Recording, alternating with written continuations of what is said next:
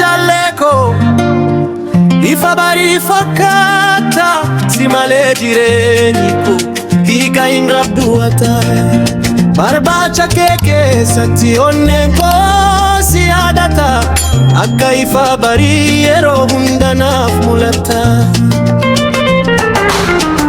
Ganama barii yeroo dammaqu maqaa kee qofaan waama guyyaa guyyaan si yaada onneen koo si hin dhaaba. Ifni aduu si fakkaata mana koo ni faguuta ati lafee koo ati jiruu koo si malee homaa hin qabu. Soretti koo si waama si waliin jireenya ijaara milkaa'ina koo ati keessa jiruun koo sumaaf jira.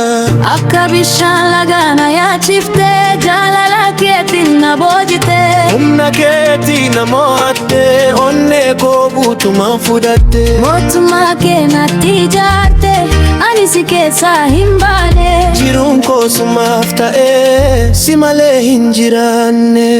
Jaalala barii waliin jira jiruu tokko wal qabanna onnee keenya wal qabata haraa tokko wal jaara waliin taane ni guddanna jaala keenya ni tikfanna. Jaalee koo si filadee jiruun koo sumaaf jira oona nannaan si jaalata oona nannaan si filata.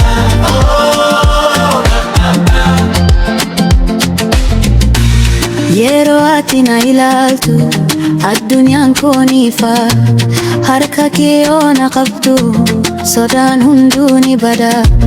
Dahannaa onnee kiyyaa akka sirbaa natti dhaga'a ati damma mi'aawaa koo jireenya koo ni bareechita. Si yaadachuun gammachuu koo si waliin guutuuta jiruun koo si waliin yoo ta'e ooma hin jiraatu laa. Ati eenyuuna ani siif waan hundaa naadistamoo aki barabara ati jireenya koo ati onnee koo waliin taane jaalala keenya guddisna. Jaalalli keenya akka odaa hundee jabaa hin situla gaaddisa isaa jala nageenyi keenya ni jira. Jaalala barii waliin jirra onnee tokko wal ijaara jaalala barii waliin gannu mootummaa keenya ijaaru addunyaatti gaamudannu jaalalli keenya haa ifu ardaa jaalala keessatti milkaa'inni keenya haa guddatu si jaalala.